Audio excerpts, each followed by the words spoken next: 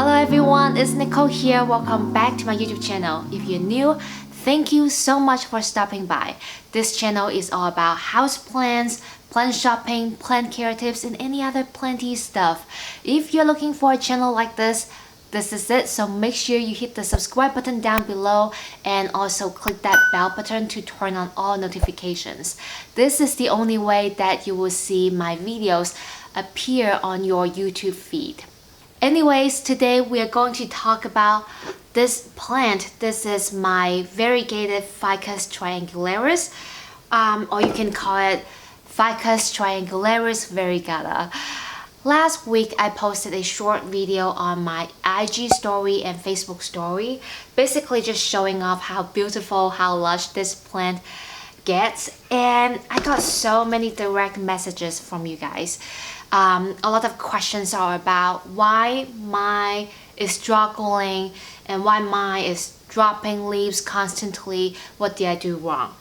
I have this plant for at least 4 seasons, and it dropped a lot of leaves for me at the very beginning, and also in the middle of this summer it got mealybugs, but I finally got it thriving. So yeah, I thought today maybe I can share some tips with you. If you recently got this plant, you don't know how to care for it, or your plant is not doing very well or struggling, or if you're going to get this plant, I think this is the video for you. I'm going to talk about lighting, watering, temperature, humidity, propagation, fertilizer, and some common issues that this plant might have. If you're interested, please keep on watching.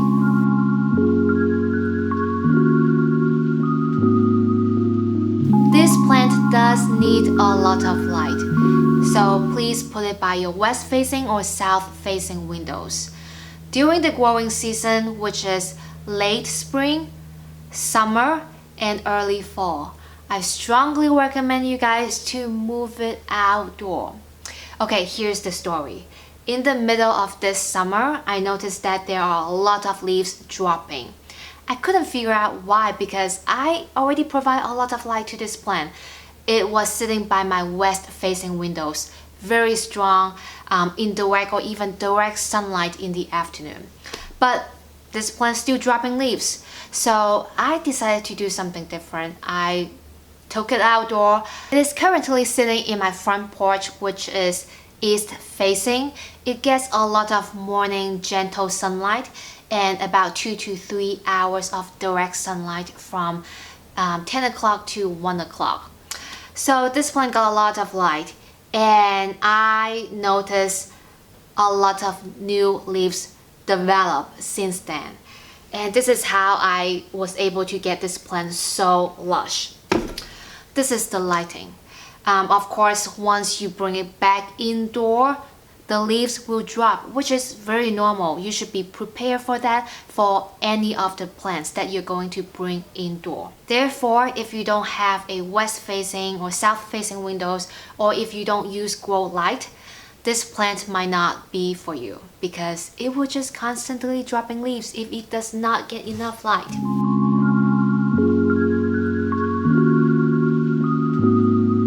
This plant likes the soil to get dry out between waterings, but it does not like the soil to get bone dry. If the pot is lightweight, it probably means it is time for you to give it some water. Don't let it dry out too long. It does not like it and it will drop leaves. Yeah, this one is a little bit picky. This plant is currently in an 8-inch pot, and you can see the size of it. When it is outdoor, especially summertime, I have to water every single day because the temperature and the sun here in Kansas City is no joke. But when it's indoor in winter time, I only water mine probably once a week or every 10 days. It also depends on what kind of soil or humidity level in your home. If you do a Google search on the plant care tips on this plant, probably one of the tips that you can find is this plant requires high humidity.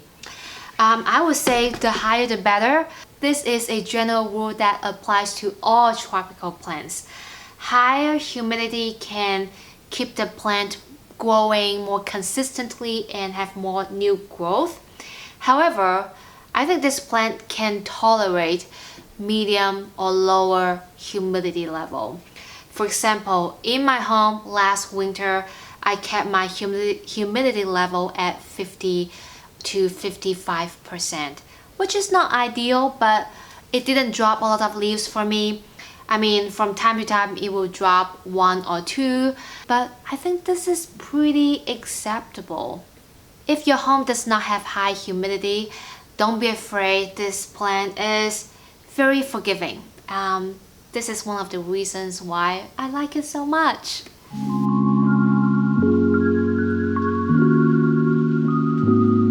Temperature, of course, the warmer the better. However, if you live in an area that does not allow you to have the heater on all the time, for example, I'm from the southern China, and our winter temperature is from 55 or 50 degree Fahrenheit to 65 degree Fahrenheit. Most of the family don't even have the heater at home. Anyways, this plant might grow better if the temperature is between 60 and 80 degree Fahrenheit, which is 20 degrees Celsius to 28 degrees Celsius. But as long as the temperature is above 50 degree Fahrenheit, this plant will survive.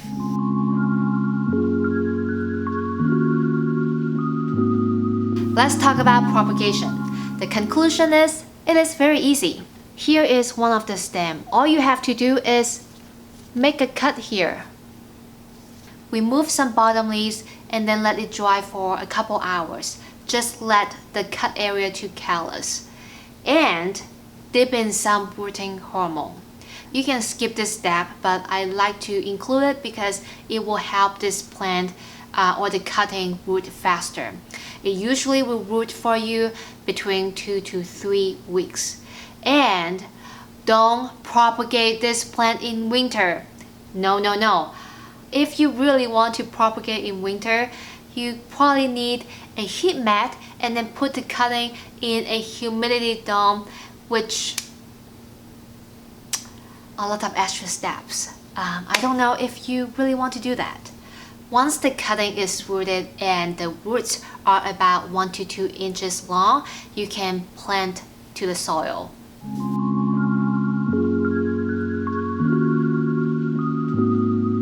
Just like the other ficus plants, this plant likes to be fed as well. I only fertilize this plant during the growing seasons. And depends on the types of fertilizer that you use, just follow the instructions. It's super easy. This one is not picky. It doesn't require extra fertilization. Nope, follow instructions.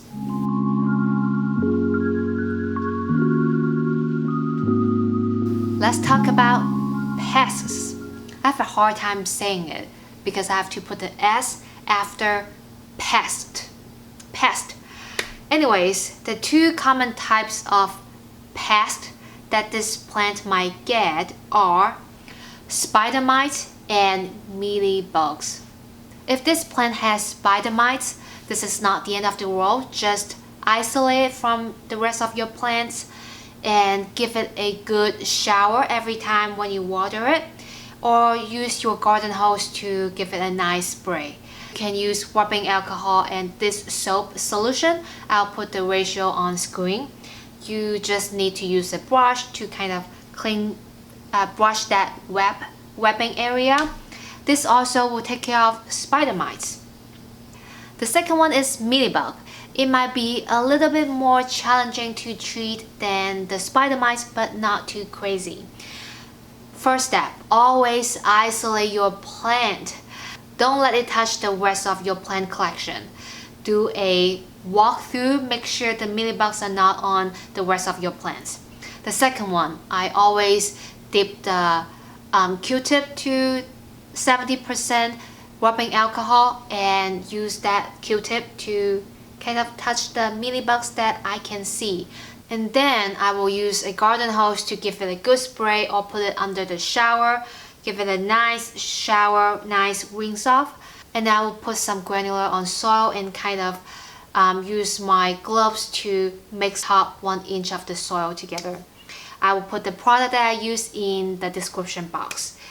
If it's in summertime, I would do a repotting. I will remove as much soil as possible because mealybugs can be in the soil and you don't really want them to stay in the soil, you know. That's why I would like to do a repotting.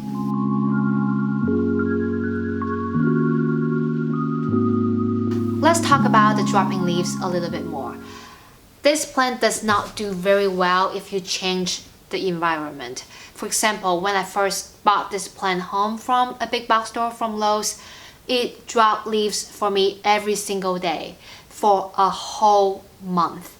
And then after it adjusted to my home environment, it stopped dropping leaves. So if you just got this plant and it's dropping leaves, this is 100% normal, very common. And if you bring this plant from outdoor to inside, I guarantee it will drop leaves, but it's okay. Nothing wrong with it. Just give it some time to acclimate to the new environment and it will grow. It will keep growing for you, I promise. And make sure you provide a lot of light. Don't let the soil dry out too much between waterings, and try to put this plant outdoor if you can during the growing season. And this plant will grow a lot for you. A lot of new leaves, new shoots, baby leaves, and very, very lush. Anyways, these are all the tips that I want to share with you. If you have any questions, feel free to leave a comment down below or send me a DM on Instagram or Facebook. I check my Instagram and Facebook all the time. I hope you guys enjoyed this video or find this video helpful. If you did, please give me a thumbs up and subscribe to my YouTube channel if you would like to watch more videos from me. I upload new videos every single week. Anyways, my name is Nicole. I will see you in my next one. Bye bye.